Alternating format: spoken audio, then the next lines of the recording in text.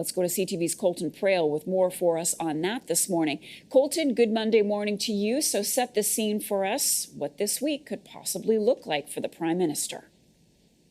Yeah, Marcia, politics is back, and it's back with a bang after a week away, as you mentioned. Really, it is a chaotic return that Justin Trudeau will be making. What he is coming back to is a mess internally and externally. He's facing calls from dozens of members of his own caucus, who we expect on Wednesday, the first national caucus meeting for the Liberal Party since he went on that trip overseas 2 weeks ago, where they first began gathering and kind of making this official push to confront him and question his position as leader of the Liberal Party. Now, that doesn't necessarily mean that there's going to be, a move for the throne, so to speak. There are other solutions here that don't necessarily involve a change in leader of the party, but what he has to do is offer new solutions. And so he's going to face immense internal pressure, and if those solutions aren't enough to dissuade the few dozen members who we understand are behind this push, or who are, fairly openly feeling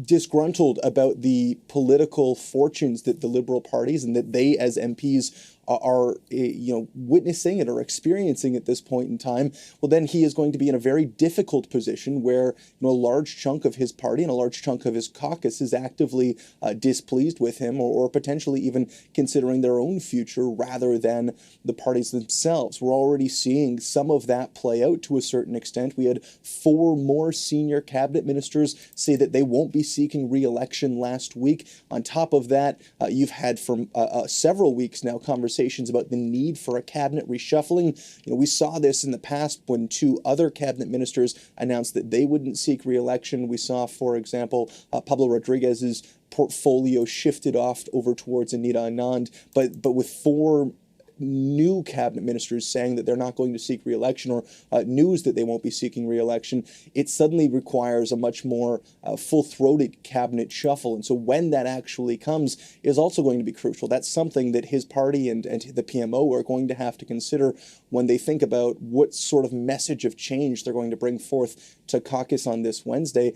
And then on top of everything happening internally for the Liberal Party, they also have a mess inside of Parliament, because we're now entering week 3, where it has basically been paralyzed at an impasse by a privilege debate where they're now not able to get anything that they want to get done through Parliament. And that's important because there are some major bills that they've promised, like the changes to the capital gains tax, like the Online Harms Act, which right now aren't getting through. They're not able to pass those bills because they're stuck in this privilege debate. And so inside the party, outside of the party, it is an absolute mess right now, and it's going to be a pivotal week for the Prime Minister and for the Liberals to try to show that they, 1, have new ideas, and 2, can take charge and start steering the ship again, because right now, as one analyst told me, it looks like things are out of control because they are. Right, and the Prime Minister finds himself in a pressure cooker. Okay, Colton Praill for us. Colton, thanks for all of that.